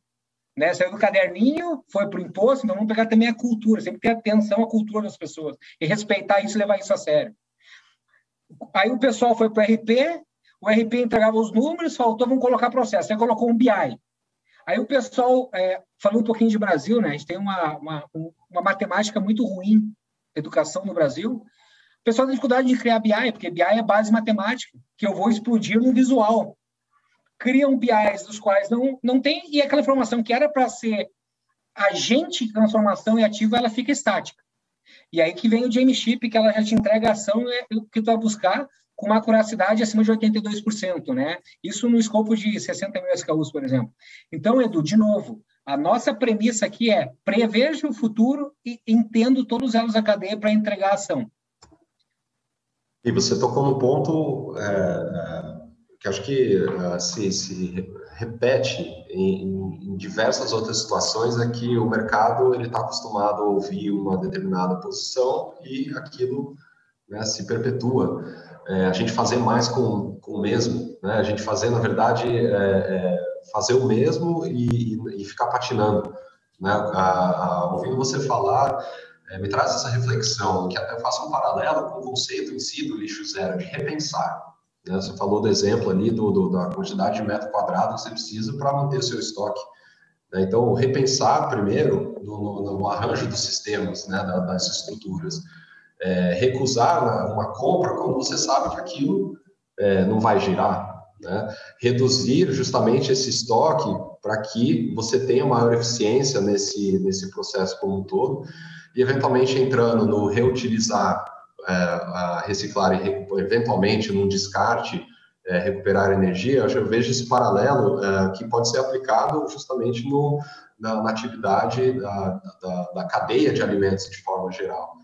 Agora, enquanto aqui no futuro em repensar, né, esses métodos de negócio, a gente tem essa realidade que o varejo ainda, muitos estão avessos à tecnologia, não conhecem as tecnologias, né, e tem essa curva de aprendizado, essas resistências para que a gente consiga, aos poucos, de fato, mudar, né, o jeito que a gente olha as coisas. Desculpa, só queria contribuir com duas coisas. Em média, o espaço físico de um varejo chega a 18% a 30% do espaço da loja. Olha o quanto tem de espaço que a gente acha que é aquilo. E aí vai criando o vício de continuar errado naquilo. Mas aí, em contrapartida, vamos numa lógica de que eu vou reduzir o espaço físico, porque eu vou ter logística mais constante. Mas a logística também tem que ser uma logística na qual tem a qualificação para prever qual produto eu preciso, para não ser uma logística que ela foi ativada e teve desperdício, porque chegou lá na ponta e não aconteceu. E isso que tu falou que eu acho fundamental, e aí a gente tem esse cinturão verde em São Paulo, por que não a previsão de demanda do varejo vir a alimentar Embrapa e outros órgãos governamentais para ajudar esse produtor a saber o que ele vai plantar, porque eu tenho uma demanda futura numa terra na qual pode ter 3, 4, 5 entre safras. A gente fica muito distante nessa questão de inteligência artificial, conhecimento, de novo, porque a gente tem uma dificuldade gigante em mapeamento de processos para entender isso. E a gente já quer vir ativar com uma ação e não com uma resolução. Né? Hoje, o Jamesheep, a gente tem uma FDIC por trás, tem uma operação de antecipação de recebíveis, que a gente consegue antecipar capital para o varejista que tem dificuldade de comprar. E nesse momento, mais do que nunca. E o varejista tem isso, né? É o ovo ou a galinha. Então, assim, ele não tem caixa, não compra, não vende, porque não tem estoque. Mas se eu começar a indicar o que ele tem que comprar, que é a inteligência artificial, mas eu tenho um score de indicação financeira que eu, como financiador dessa operação, eu diminuo o meu risco de uma forma muito grande e baixo o meu score de risco, mas eu consigo dar o dinheiro que a gente chama no Jamesheep de dinheiro inteligente. Todos elas da cadeia aí, tem o que a Leila comentou antes, né? Tem essa cultura que todos elas da cadeia vão se juntar, indústria, distribuidor, tem todo mundo esse desejo, mas o mapeamento dos processos aí, nós ainda do Jamesheep enxergamos que é a grande dificuldade do todo, porque como tu falou, né, Edu, a gente quer responder o que é mais confortável para a gente ter o controle. Inquestionável. Perfeito. Cara, sensacional. Eu vou voltar aqui um pouco a discussão para o manuseio ali do alimento em si, né, Luciano? Luciano, como nutricionista, Você atuou já nas grandes empresas de food service e a gente vê que é um ponto importante ali para o aproveitamento do alimento. Tudo que compra, que entra de matéria-prima, eventualmente entra no processo produtivo, eventualmente a refeição é servida, mas tem ali um desperdício, né? Como nutricionista, atuando nessa frente, aí você atua na Resting de dar uma sobrevida, digamos assim, para esses produtos que não têm o padrão de varejo, né?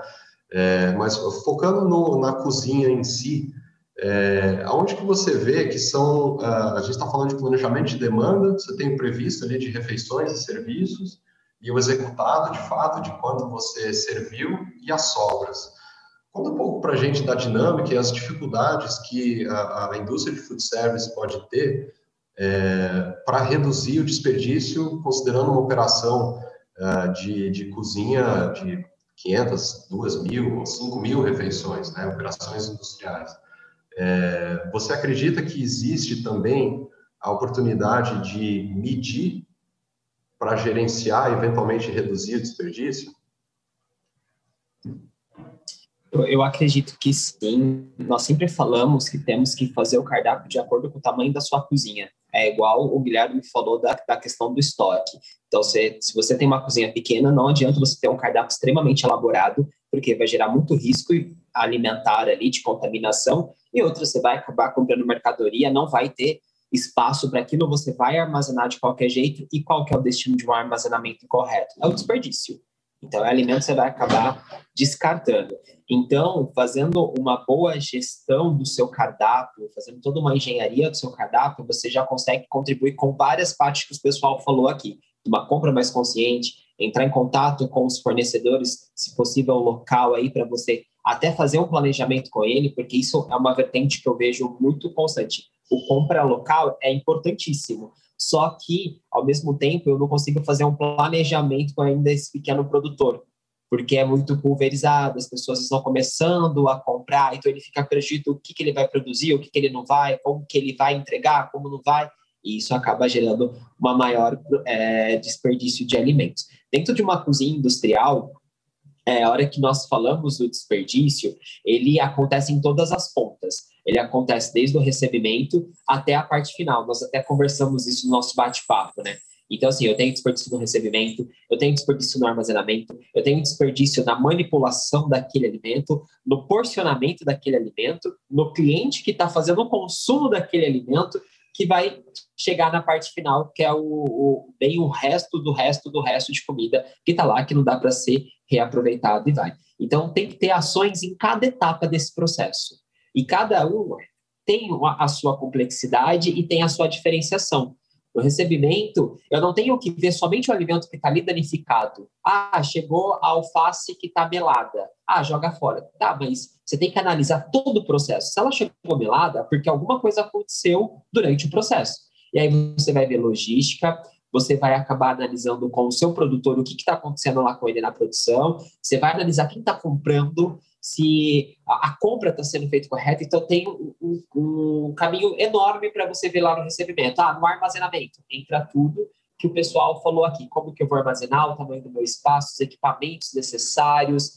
Vem também toda a questão do conhecimento da sua equipe. Então, informação, contratação, tem que ser analisado, porque senão você vai estar... Tá todo sol com a peneira, não vai adiantar nada. Aí na parte de manipulação, que eu acho que é onde conseguimos atingir muito bem.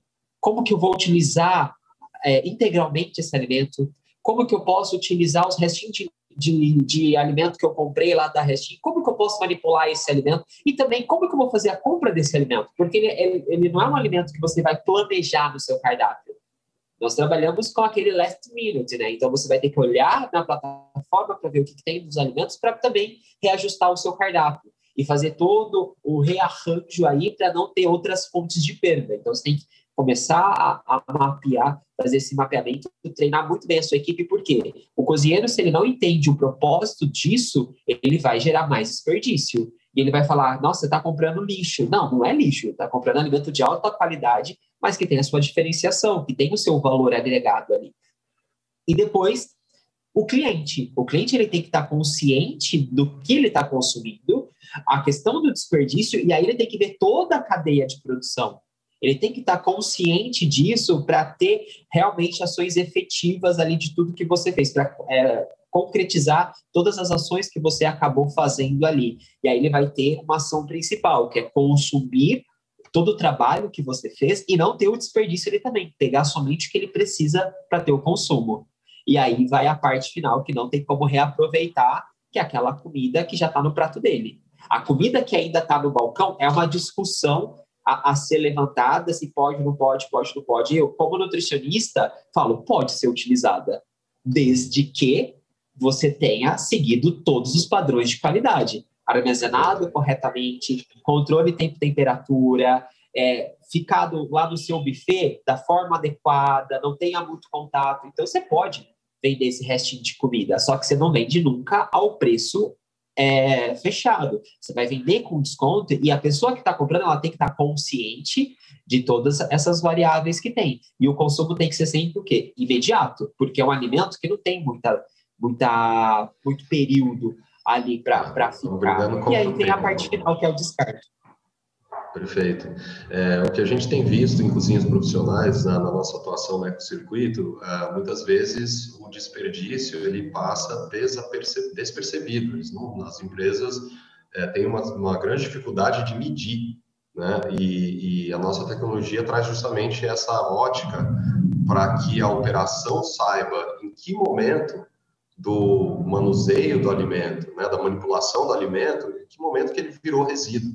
Né, seja no processo de pré-preparo, no processo de finalização, da cocção, a distribuição em si, o que sobrou na rampa do buffet, ou o que sobrou na própria panela na produção, e eventualmente o que voltou do prato do cliente, porque são momentos diferentes que esse desperdício, que esse descarte ocorre, mas as causas, portanto, em momentos diferentes, as causas também são diferentes. Essa tecnologia, a automação, ela vem justamente para dar mais transparência para o processo, porque se sobra no prato, ou o cliente não gostou, tem algum desvio de receita, tem muito sal, se sobra na rampa do buffet, teve um desvio de planejamento de produção, se sobra na cocção, também. Né? Então, a trazer essa transparência, ou seja, medir, é uma principal ferramenta ali para a gente conseguir gerenciar e, eventualmente, reduzir o desperdício. Pessoal, a gente está terminando o nosso painel, a gente tem mais 10 minutinhos, e eu gostaria de trazer, se o nosso público tem dúvidas que vocês querem retratar para a gente abordar aqui, enquanto isso, eu vou passar para os nossos panelistas fazer suas considerações finais. Tem uma dúvida, tem um ponto aqui que foi levantado, foi colocado pelo Guilherme, é muito pertinente mesmo. A gente fala de planejamento de oferta e demanda. Né? Durante o Covid, a gente viu que a gente teve um tranco nesse método, né, no sistema atual de oferta e demanda de alimentos. E com isso surgiram hackathons e diversas outras discussões, ou seja, somos conectados. Hoje em dia todo mundo tem um celular. Os setores estão se profissionalizando, trazendo mais tecnologia, seja uma cozinha 4.0, um varejo cada vez mais conectado, com as suas diversas barreiras ali. Bem, né, nossos avós passam para a gente controle remoto, mas é a nossa geração. A nossa tecnologia são os novos métodos de pensar, de fazer diferente, e a gente está aqui para isso. Então, contextualizando de forma, vamos olhar para o futuro. Coloco aqui uma reflexão para vocês trazerem para finalizar o nosso painel, das oportunidades e os desafios que a gente tem, mas a gente tentar colocar um cenário futuro para a gente reverter essa situação de desperdício de alimentos e, de fato, implementar novos processos e tecnologias para que a gente não tenha fome no Brasil, a gente consiga escoar esse alimento de forma efetiva para reequilibrar o que a gente produz e que, de fato, a gente consome. Leila, considerações finais, por favor. Bom, acompanhando um pouco da discussão, acho que teve uma pergunta no chat que foi qual vai ser o pulo do gato, né? Como é que a gente vai fazer isso se transformar com base em toda a tecnologia disponível, toda essa discussão super rica? Como é que a gente muda isso, né? Então, eu fiquei refletindo e, para mim, talvez a pandemia também ajude nessa reflexão, que é como estamos interconectados, né? A conexão, as nossas ações impactam em tudo e ter mais consciência disso, né? Então, desde o comprador, né, para o Guilherme que ele estava comentando, o comprador, quando ele faz uma ação, ele influencia a venda do outro comprador, né? Ter essa visão do todo. E até coisas básicas, né, do consumo, por exemplo, quando a gente compra alguma coisa, a gente está apoiando aquele empresário, a gente está dando força para aquela produção, enfim, ou quando a gente decide que sobrou arroz e eu vou reaproveitar ou não, o que isso significa, né? Eu estou desperdiçando, eu poderia aproveitar, alguém está passando fome, alguém perdeu dinheiro nessa, enfim, então tem uma cadeia. Eu acho que essa reflexão de como os nossos atos se interconectam e impactam uns aos outros, a gente tem que melhorar essa conscientização, e digo um exercício individual aí de todos, né? E para isso vem a informação, né? Não dá para a gente também conseguir saber o impacto do outro se a gente não for informado. Então, discussões como essas de hoje, por exemplo, de medição, do quanto isso significa em termos de dinheiro, enfim, tudo que possa trazer mais tangível, né, para que a gente possa entender o impacto das nossas ações para os outros, para o planeta, enfim. Então, acho que essa foi a reflexão dessa discussão de hoje para mim. Muito obrigado, Leila. De fato, o poder da escolha é muito forte, né? Que a gente tenha a consciência e a informação para fazer boas escolhas, né? Ricardo, considerações finais. Pessoal, eu acompanhei aqui o primeiro bloco, né, de debate, então lá foi levantado muitas dos problemas, né, foi focado mais nos problemas hoje existentes, na questão que geram a fome. Eu acho que esse painel serviu para reunir startups que têm soluções para esses problemas. Eu acho que a solução da fome, né, de você conseguir fazer melhor uso desses alimentos que vêm se perdendo ao longo da cadeia, se dá através de acesso a essas informações e de conexão dessas informações. Desde do processo de melhor compra, né, a boa parte da perda se dá para uma compra exagerada, de uma superprodução, né, utilizar essa informação e se conectar, tentar convencer os gestores, né, de toda a cadeia do uso dessa informação. Essa informação está conectada, porque você tem uma compra boa, você tem uma melhora no processo diário de acompanhamento dessa gestão desse produto, e depois mudanças acontecem, ocasiões diversas do que foi planejado, e aí você precisa tomar ações alternativas, né, de que você não tinha planejado, então você precisa de outras soluções, como você está aqui apresentando, a questão da Restim, da doação, de outros encaminhamentos, que aquele produto que o sistema já está apontando que vai se perder, não venha a se perder. Então, melhorar o uso, né, dessas informações para gerar a redução dessa perda e encaminhar para as pessoas. Maravilha. Pessoal, a gente tem 3 minutos Luciano, 3 minutinhos para a gente, considerações finais, a gente vai para o Guilherme e eventualmente a gente avança aqui. Vamos lá. Eu vejo muito que a fome está vinculada totalmente com o desperdício de alimentos. Então, se nós trazemos ações de combate ao desperdício, consequentemente, estaremos mobilizando lá o combate à fome. E também não podemos esquecer que o governo ele faz parte disso, ele tem que trazer ações para esse combate ao desperdício vinculados a ações de combate à fome. Então, tem que vir o setor público, a gastronomia social, ela vem com esse intuito. Tem um movimento aqui muito forte no Brasil sendo criado da gastronomia social, que a gente utiliza o alimento como agente de transformação. Então tem Gastromotiva, tem Gastronomia Periférica, o Edo Amor, Restim e outras entidades que veio para combater esse desperdício e levar a comida para o lugar certo, porque tem comida para todo mundo, então não é para ter a fome. Então temos que aprender a trabalhar com alimentos que nós temos, e uma dessas ações é o combate ao desperdício de alimentos e utilizar as tecnologias, tá? A tecnologia está aí para ajudar. Então nós estamos aqui para fazer esse combate ao desperdício. Agora cabe a cada um colocar a mão na consciência e abrir a mente para o uso dessas tecnologias. Porque nós queremos ajudar, não queremos complicar e destruir. Tem tecnologias excelentes aí como as nossas. Então o que eu falo é o quê? Para evitar o desperdício de alimentos, tem várias ações. Cabe cada um escolher o momento certo para agir com elas e nos procurar. É isso que eu falo. Vamos ajudar em todas as formas, e se não tivermos a solução, aqui encontraremos uma e mapearemos novas soluções para novos problemas que vierem. Essa contribuição que eu gostaria de deixar aqui para todos. Perfeito, Luciano. De fato, a tecnologia tem que vir para ajudar a gente a superar essa curva de aprendizado, né? E não achar que vai resolver o problema. A gente precisa entender, tem que fazer sentido dos nossos processos, trazer, a gente conhecer de fato a fonte, a causa raiz do desperdício, e a tecnologia ela vai facilitar o nosso dia a dia. A integração, o diálogo entre os diversos setores, você começou a o poder público, sim, ele faz parte da solução, deveria fazer mais parte da solução, assim como a sociedade civil cobrar por soluções alternativas, e o setor privado aqui também, com todo o know-how, com tecnologia, capital e estrutura de gestão, a gente precisa juntar todas essas frentes para que a gente tenha uma reversão desse impacto.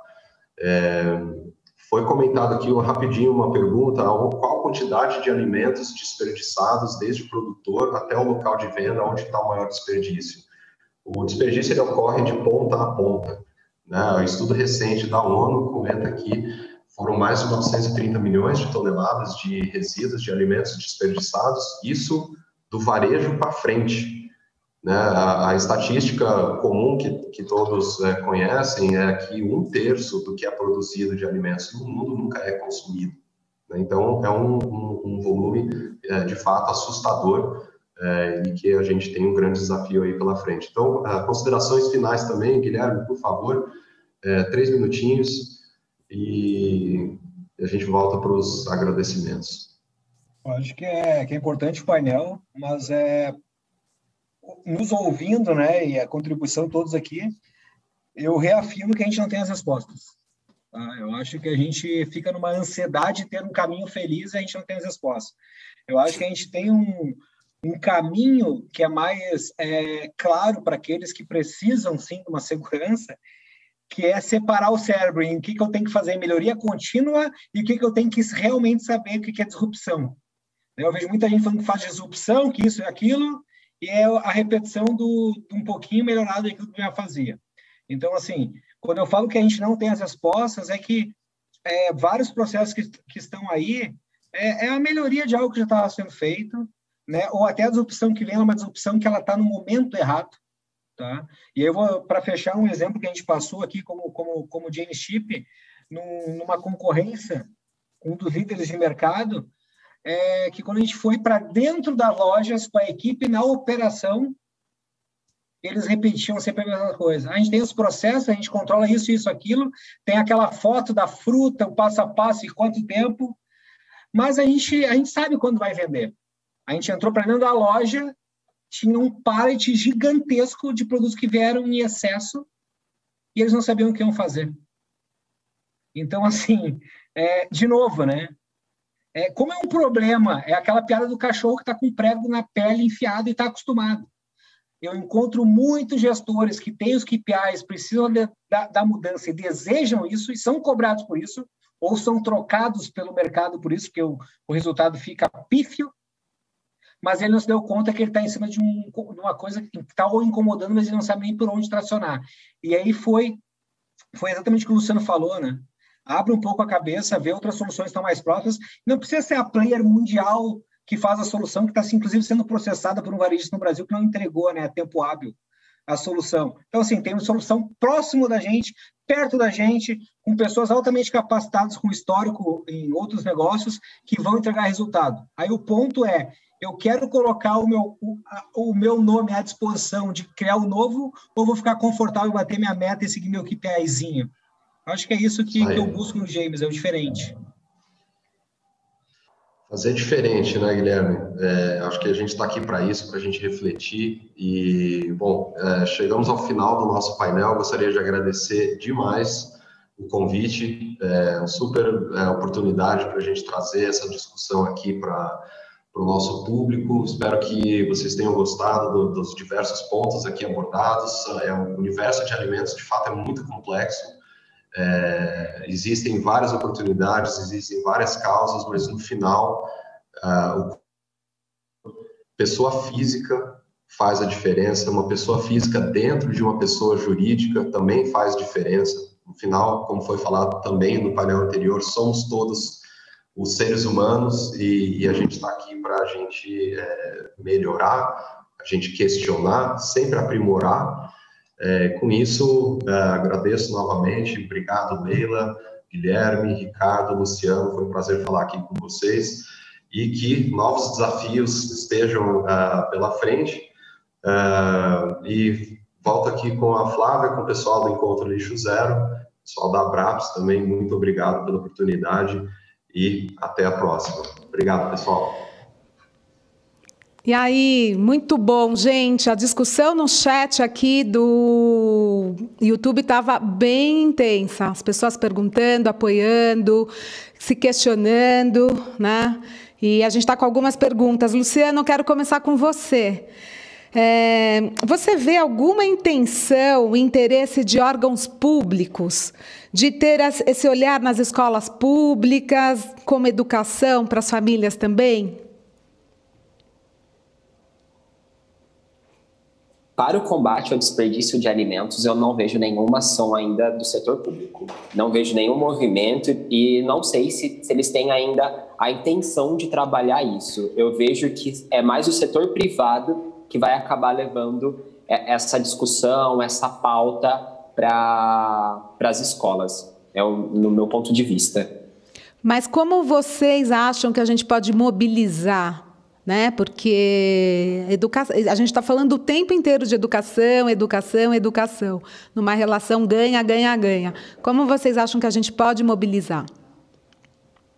Eu acredito que você já levando a educação para dentro de casa já começa a ter uma mudança. E para as escolas, tem várias entidades que ajudam ao combate à fome, ao combate ao desperdício no bairro, que muitas vezes é desconhecido. Então, fazer um mapeamento aí, ir atrás e levar isso para as crianças, com pequenas ações, gincanas, palestras, você já vai conseguir gerar uma mudança ali daquela criança, né? Aquele conhecimento já vai ser levado para cada um. Então, eu vejo isso, tanto que tem uma vertente aqui da Restin que nós queremos levar esse conhecimento para as crianças nas escolas, o combate ao desperdício. Até tem um gibi da Turma da Mônica que ele faz essa abordagem didática do combate ao desperdício, a questão do levantamento da fome. Então, eu vejo que nós, união aí, startups, setor público, sociedade civil, deve levar isso para a sua comunidade. Alguma outra dica, Leila? Guilherme? Posso fazer um adendo aí ao que o Luciano falou? Lógico. Ainda tocando a questão da educação, né? A Y-Waste, ela tem a origem sueca, né? É uma startup que nasceu em 2016. Suécia, que é o país no mundo, né? No index de sustentabilidade, o líder há anos, né? E a sociedade ele chegou nesse patamar porque começou com a educação. Ou seja, a gente pode trazer tecnologia, pode debater, mas enquanto a sustentabilidade e não entrar na educação da sociedade, a gente nunca vai chegar naquele padrão de sociedade que a gente precisa, quer, né? E está se reunido querendo chegar. Então, o fator educação, ou seja, o trabalho, trazer sustentabilidade para a escola é fundamental para que a gente tenha novas gerações. Hoje eu já vejo isso na minha casa, né, meu filho, ele tem uma visão de sustentabilidade muito superior a que eu tenho e muito superior ainda do que meu pai tem. Então, isso é algo que tem que ser trabalhado, mas tem que ser investido. E aí, nesse ponto, eu acredito que o governo, os governos, mas também a sociedade, isso recai também a gente, porque não pode delegar isso só ao professor, mas tem também que a gente educar os nossos filhos para ele ter esse mindset de viver e ter uma vida mais sustentável. Boa. Alguém mais quer complementar aí, dando sugestões? Posso para a próxima pergunta? Posso trazer um outro ponto de vista também? Acho que a educação é essencial, fundamental, conscientização, informação. E aí tem um comentário até da Ariane aqui falando, né, que a mudança de cultura é morosa. E eu acho que uma das coisas que incentivam um pouco, né, essa mudança, para mim, dentro desse mundo capitalista que a gente vive, é o impacto econômico das coisas, né? Então, se a gente pudesse também mostrar o quanto esse desperdício, essa falta de eficiência no processo, enfim, tem um custo, e esse custo é o que a gente paga hoje. Então, se um varejista, por exemplo, começar a usar o sistema do Guilherme, for mais eficiente, puder repassar isso no custo e poder ser bem mais competitivo, eu tenho certeza que muitos outros iam levantar a mão e falar, puxa, quero ver isso melhor, vou começar a mudar a minha forma de lidar com isso. Então, acho que tem um viés econômico importante, que se a gente conseguisse transmitir isso para o consumidor final, faria a cadeia rodar talvez um pouquinho mais rápido aí nessa transformação. Eu acho... Posso só contribuir? Desculpa. Vai, Gui, pode ir. Só contribuir com uma coisinha, que tem a questão de cultura que é morosa, mas tem uma questão que está na nossa mão, mas a gente, na minha visão, a gente usa errado, né? É inaceitável ótimo, é inaceitável a gente falar e respirar que nós somos o maior produtor do mundo e coisa e tal. Isso inconscientemente faz com que as pessoas desperdicem. Vai para a Europa e países que não têm tanto acesso ao alimento, tem que importar, que aí o cuidado não tá na teoria da restrição. No Brasil a gente não tem teoria da restrição. A teoria da restrição, ela vai qualificar a cultura para ter acesso a. Então, às vezes, a gente inflama isso, porque dá imposto, é importante, é fundamental. Mas, pessoal, quem está no marketing lá, se virar um pouquinho a chave, as pessoas começam a entender que, sim, por mais que a gente produza, existe, sim, falta para os outros. Então, o conceito de falar que a gente produz muito, ele é errado, porque o ser humano, ele é assim, o nosso cérebro, ele tem uma rotina de nos qualificar no conforto. A gente tem que ter, sim, o dia todo desconforto e ações para que a gente vá para frente e não estabilize, né? Então, assim, quando o pessoal vem botar números para mim na próxima safra, legal, economicamente legal, se é intensivo, a nossa produção é intensiva. Não tem como alimentar esse povo todo e exportar se for de outra forma. Como que a gente faz com que as pessoas entendam? Aí vamos pegar coisas mais... Teoria da restrição. Talvez a mudança do mindset da restrição faz com que as pessoas tenham um respeito sobre todo o processo. Aquela fruta que talvez não é tão bonita, mas ele vai consumir com tanto prazer quanto as outras. É só minha contribuição, que eu acho que às vezes a gente quer mudar o globo, mudar tudo, ancorado nos outros, mas... mostrar e entender o quanto é difícil todo faz com que a gente tenha novas travas comportamentais. Sim, concordo, e a gente trouxe bastante também no outro painel isso, né? Quer dizer, a gente ainda vive muito o processo de fartura, né? Quanto mais, melhor, a geladeira cheia que demonstra que a gente tem aí uma segurança. Então, realmente é uma mudança grande. Uma outra pergunta que eu tenho aqui: como ficam os alimentos transgênicos quanto à segurança alimentar e nutricional? E os resíduos do mesmo, como são tratados? Quem pode responder esta? Eu começo falando na parte nutricional, né? É uma discussão, é uma pauta muito grande dentro da área da nutrição, alimentação transgênica. Nós não temos estudos a longo prazo de corte que mostre os benefícios e os malefícios desse tipo de alimento. Então, eu acredito que o transgênico, ele de uma certa forma é benéfica, mas a agregação dele atualmente não é, porque faz o quê? Muita utilização de agrotóxico, muita utilização de monocultura. Então, o transgênico, ele veio muito nessa vertente. Eu acredito que o trabalho igual que a Leila faz do pequeno produtor local é muito vantajoso para o mundo, porque eu consigo minimizar a utilização dos transgênicos, porque eu não trabalho com monoculturas. Eu trabalho com pequenas produções que vai alimentar a população. Então, eu vejo que o transgênico, de uma certa forma, é benéfica, mas de uma outra parte não é, porque eu vou fazer cada vez mais modificações para controle de praga, cada vez mais agrotóxicos eu vou utilizando, isso vai danando ainda mais o solo. E, consequentemente, esse resíduo ele vai ter todo essa carga de toxinas aí que vai gerar o bolo de neve que está agora, né? Essa várzea que está a questão dos agrotóxicos e a questão dos resíduos desses alimentos. Solo não saudável, né? Indivíduo também não saudável, né? Quer dizer, é uma consequência. A gente fala microbiota, né? A microbiota do solo que está prejudicada. O solo, ele tem vida. Ele é um organismo vivo, só que quando você trabalha com essas monoculturas, com esses transgênicos, com esses agrotóxicos, você acaba matando a microbiota. É igualzinho a microbiota intestinal. Sim. Se a gente mata a nossa microbiota intestinal, nós morremos, porque ali é necessário para a vida. E a mesma coisa para o solo, só que ainda o agro não é pop, né? O agro não é top, não é pop, não é nada. Então a gente tem que colocar a mão na consciência disso também. Leila, aproveitando para você, a Local está trabalhando, tem uma descentralização desses produtores ou não? Você está focada mais em São Paulo?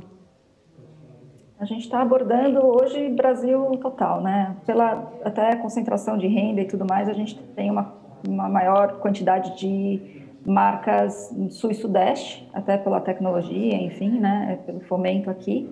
Mas a gente está atuando no Brasil inteiro com varejistas do país inteiro. Então, a ideia é conectar todos com todos aí, para que a gente tenha uma maior diversificação, né? E também, acho que no ponto do Luciano, né, de termos de qualidade de alimentação, enfim, produtos mais saudáveis nas gôndolas também. E você tem percebido uma mudança de comportamento dos próprios compradores dos supermercados, de todos os tamanhos, em função a adquirir produtos locais? É uma jornada, sabe? A gente tem de tudo. Tem gente que está muito abraçando a causa, que vê a importância não só em termos de sortimento mesmo, de diferenciação do próprio supermercado, mas também vê o benefício de se apoiar a marca local e o fomento, né, da economia, enfim, toda a cadeia de valor que isso cria. Mas tem gente ainda com o pensamento antigo, né, falando, a marca local não vai me dar a margem que eu preciso, então não quero conversar, né, não acho que vale a pena aqui. Então, acho que tem de tudo, assim como a gente está nesse momento de transformação e no momento de mudança, tem gente que já está vendo o benefício disso no longo prazo, né, muito mais do que no curto, né, no longo prazo, mas a gente enfrenta aí, as conversas variam muito, mas sou otimista e tenho visto mais e mais pessoas abertas, pelo menos para discussão, o que eu acho que já é importante. Guilherme, uma pergunta. O desperdício, ele está ligado a dificuldades nos processos dentro do varejo? Porque a mesma pessoa que compra o arroz também compra o feijão ou não? Como que isso se dá dentro do varejo? Eu acho que a pergunta é mais relacionada ao comportamento do comprador, né? Como é que ele enxerga isso, né? Eu acho que a gente também tem que se colocar no papel do comprador a todo momento, de que ele está ali com metas a serem cumpridas, tá? E tem negociações e ele tem resultados e bonificações com a indústria. Então, eu enxergo que o excesso, não vou colocar como desperdício, vou colocar como excesso ou ruptura, tá? Porque eu acho que tem outras startups que calibram aí quando acontece isso. O GameShip também faz, mas elas fazem com outros modelos também. Mas esse comportamento, essa visão que ele vai ter esse excesso ou ruptura, porque ele não está ancorando dentro da decisão dele todos aqueles pontos que ele deveria fazer. Então, não é que a gente vai fazer com que reduza a zero, mas vai fazer com que seja qualificada a decisão de compra dele, no que ele vai alcançar, que ele vai buscar.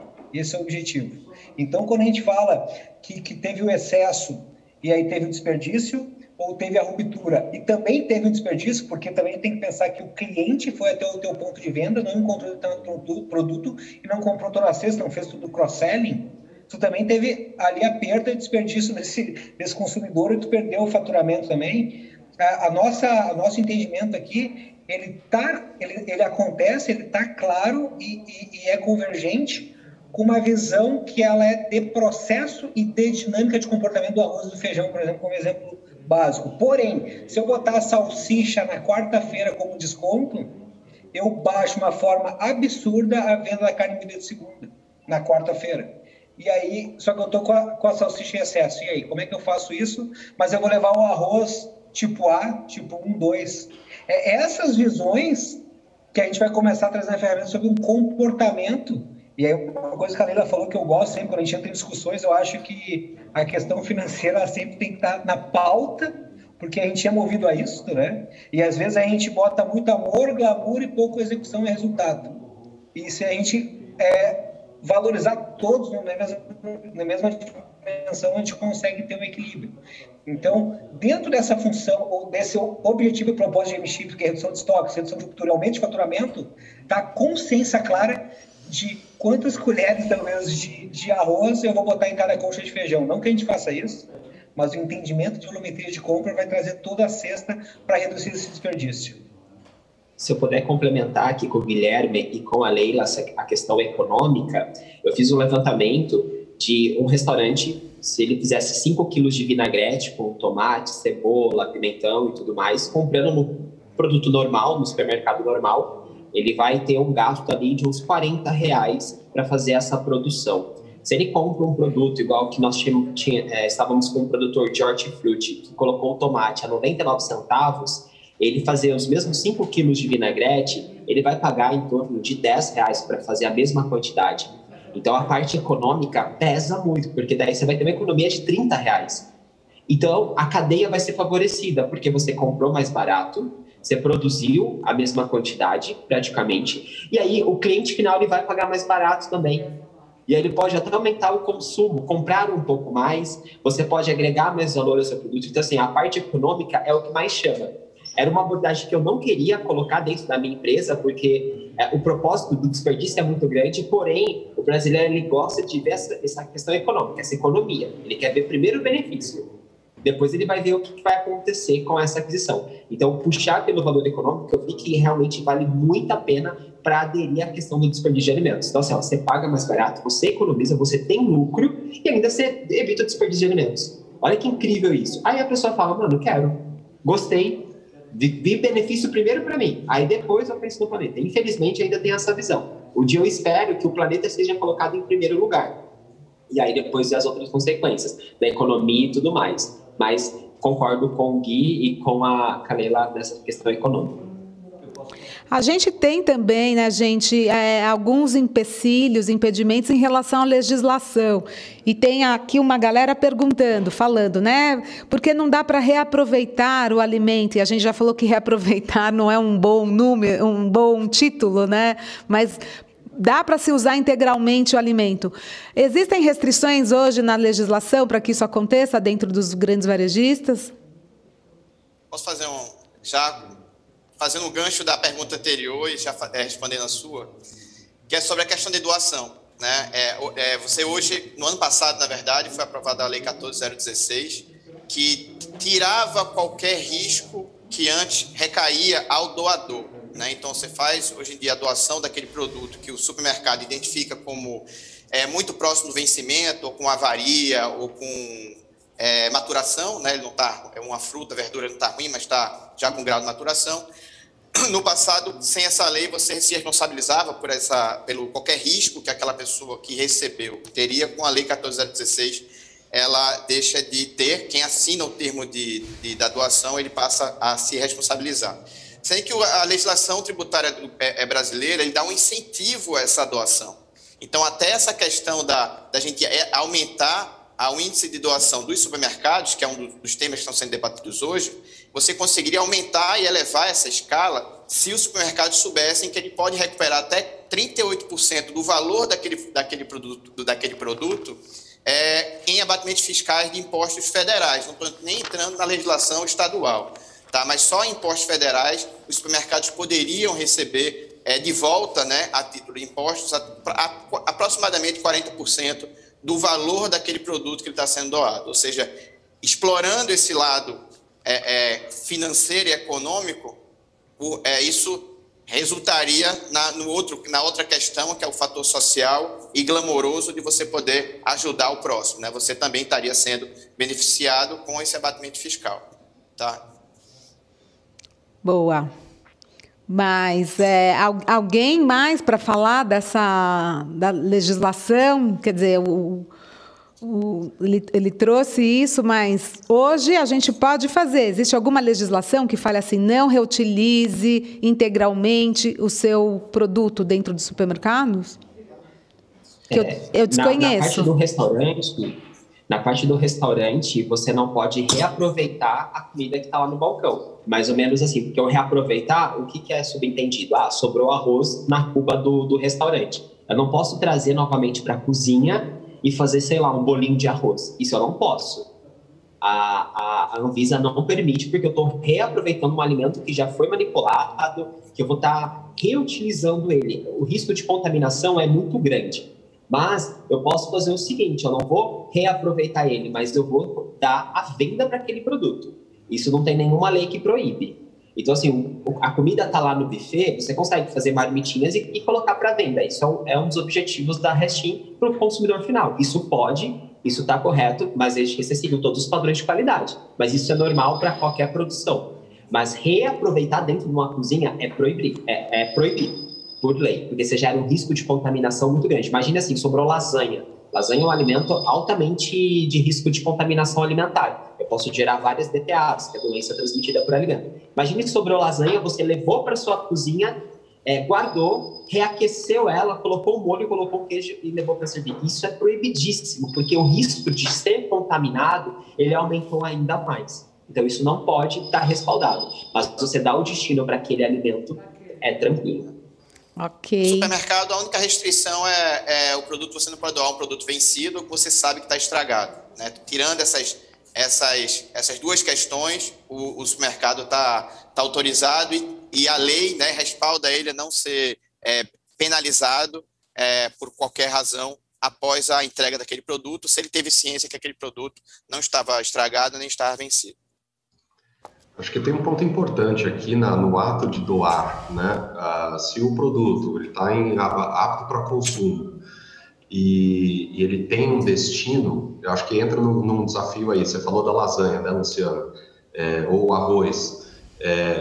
Aquele alimento ele tem um tempo de vida. O reloginho está ticando ali. Agora, para viabilizar a logística desse material cozido até chegar no ponto receptor dessa doação, tem esse risco, tem esse tempo. Então, a tecnologia também, existem empresas que otimizam justamente esse processo, né? Gerei um alimento a ser doado, agora, para onde que ele vai? Tem que ser rápido, né? Então, a tecnologia também entra nesse lado para garantir que, primeiro, a legislação isenta a responsabilidade legal, né, jurídica do doador, desde que o alimento saiu daquela porta apto para consumo. Agora, no momento, se ele chega lá do outro lado, no receptor, e alguém passa mal, a legislação protegeu o doador, porque a saída foi ok. Agora, a dificuldade é justamente essa. Existe uma jornada, uma perna a mais nessa jornada para transportar o alimento, para chegar no ponto de consumo, e a dificuldade é justamente essa para as cozinhas profissionais, porque o alimento já está cozido. Diferente do supermercado, onde o alimento está cru. Então, no ponto de doação, né, aí você reduzir no seu estoque, e a gente está falando de alimentos não cozidos, no supermercado são a granel. Né? Como é que você controla isso? Por peso, enfim, essa saída. Mas a lei de doação, sim, ela tem que ser otimizada. Os processos de doação também deveriam contar com tecnologias em tempo real para garantir que a saída do alimento chegue rápido para quem vai receber, e eventualmente dar um uso dar um uso para esse alimento e de fato não ter que jogar fora. É isso que a gente não quer que aconteça. Muito bom, gente. Chegamos ao final aqui, foi muito interessante. A gente tem várias perguntas ainda sobre prazos de validade, rotulagem, então, assim, vários temas. Mas a gente tem que encerrar. Eu queria que vocês agora fechassem, né, cada um rapidinho, em 1, 2 palavras, qual é a orientação, o que vocês querem deixar de informação aí para o pessoal mais. Podem começar quem quiser, não vou chamar ninguém. Eu vou trazer... Vamos lá, pode ir, Leila. Bom, obrigada. Bom, obrigada pelo convite, pela discussão, foi ótimo. Eu acho que a mensagem continua, assim, para mim é discussão, é informação, e quanto mais a gente abordar o tema, falar sobre ele, mais luz a gente vai trazer a esse problema que a gente não percebe no dia a dia, mas que é fundamental. E é bacana ver que tanta gente está envolvida, pensando em soluções, tentando trazer, né, novas maneiras de olhar para esse mercado. Então, super rica a discussão, e acho que queria que a gente continuasse a debater esse tema no nosso dia a dia, porque é fundamental. Se a gente não fizer isso agora, a gente vai sofrer aí, né, no futuro, com toda, enfim, a cadeia toda ruim para o planeta, ruim para todo mundo, fome, enfim. Então, acho que é o momento de a gente conversar sobre o assunto e trazer luz mesmo ao tema, para que mais soluções assim sejam trazidas, né, sejam oferecidas aí para o mercado. Obrigada, Leila. Muito obrigada pela tua participação. Eu vou chamar, então. Vai, Guilherme. Eu estava pensando aqui, todo problema que a gente tem que não está visível, a gente ou esquece ou a gente bota ele embaixo, né, do tapete. É muito legal algumas praias aí que tem aquela câmera que fica mostrando as ondas para o surfista, se ele tem que surfar ou não, como é que está o pico, né? Estava pensando, por que a gente não bota uma câmera no depósito lá do Ceasa ou em alguns varejos para ver a quantidade de desperdício que a gente tem lá todo dia, para a gente sentir esse pânico, né? Eu acho que a gente não sabe passar o pânico real para as pessoas, porque a gente quer resolver de uma forma legalzinha. E eu acho que tem coisa que não tem que resolver legalzinho. Ou a gente resolve ou a gente não resolve. Tá? Eu acho que às vezes a gente quer agradar os outros, não agradar o problema, resolver o problema. Eu estava pensando se o caso aqui não é realmente a gente ter... Eu vou falar rapidamente da startup no Chile, que teve uma solução genial há alguns anos, eu acho os caras geniais, que no ambiente médico, né, tem muita contaminação. Então eles criaram lá um dispenser de álcool que ficava preso ao jaleco do médico, dos enfermeiros. Toda vez que ele fazia um procedimento, ele passava a mão nesse dispenser e passava álcool. Agora a gente está na pandemia, 2 anos aí nessa brincadeira, passando a mão para tirar, né, os micróbios, as bactérias, assim por diante. Qual foi a grande sacada? Botar um placar lá na recepção do hospital, tentando mostrar, entre aspas, qual era o médico mais limpinho. Claro que se vier para o Brasil, vai falar que tem competição, que está expondo a pessoa, vai começar uma outra questão de legislação que vai voltar. Mas o ponto aqui foi, temos um problema, exponho uma solução, não um problema, e eu como paciente, por que o meu médico não é o top 10 ali no placar? E eu quero frequentar um ambiente que eu saiba que tem o mínimo de resíduo e desperdício. Por que a gente de alguma forma não criou alguma coisa desse tipo? Né? E aí, pessoalmente, eu acabei de fazer um investimento na pessoa física numa startup que tem uma tecnologia para a cozinha que reduz o CMV do restaurante. Sim, de uma média aí de mercado que é... O que é ICMV? Explica o que é ICMV. O CMV é o custo médio de vendas, que é tratado como restaurante, como a área fiscal e não da operação da cozinha, que é errado isso, né? Legal. Então, assim... eu entrei como investidor, agora está levantando uma tecnologia já com case, com resultado, que o estabelecimento reduziu o CMV dele de 36% para 24%. O lixo todo dele gerado por dia no restaurante é uma sacolinha de supermercado.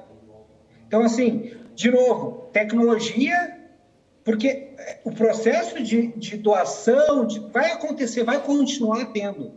Mas eu não tenho que pegar isso como o problema, eu tenho que pegar a solução como a entrega. Tá? Então, eu fico pensando... quando então, assim, é deixar declarado, né? A gente dá muito mais luz para esse tema. Essa é uma dos seus pontos. Obrigada, Gui. Botar o dedo na ferida, né? Desculpa. Luciano... eu trago aqui uma frase da Aileen Aleixo, que é uma crítica gastronômica, que ela fala que o que comemos molda o mundo. Então, eu levo muito essa frase e eu complemento. E o que evitamos de desperdício de alimentos salva o planeta e acaba com a fome. Então, essa é a minha contribuição. Obrigado. Obrigada, Luciano. Ricardo? Só, últimas palavras sobre a questão do ato de doar, né? Eu falo diretamente para quem for varejista, supermercadista, que se sensibilize para o momento que a gente está passando no Brasil, né? A gente dobrou no espaço de um ano as pessoas com incerteza, né, alimentar. A fome hoje está atingindo 20 milhões de brasileiros. E no meu acompanhamento que eu faço aqui, a gente vê diariamente o Semafor é um sistema que ele colore, né, baseado em nível de criticidade e descarte de produto.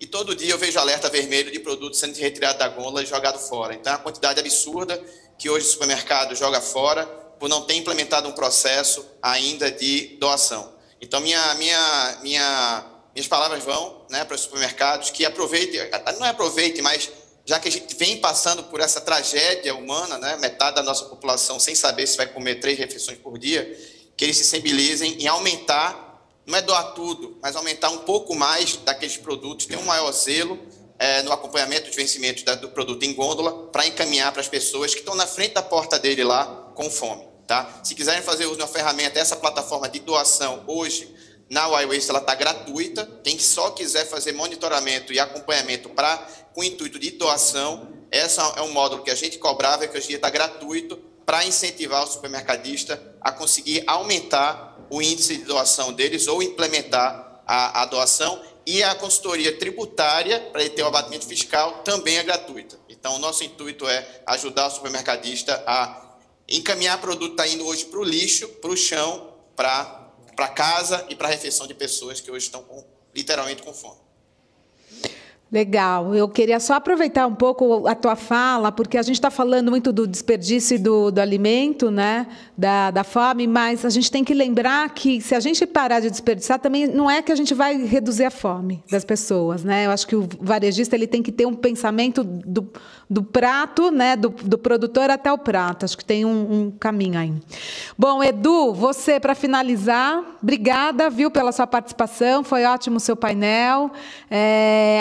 Eu quero agradecer aí. A gente volta já com cases de soluções e boas práticas para evitar o desperdício de alimentos. A gente está com coisas incríveis aí. Obrigada, gente.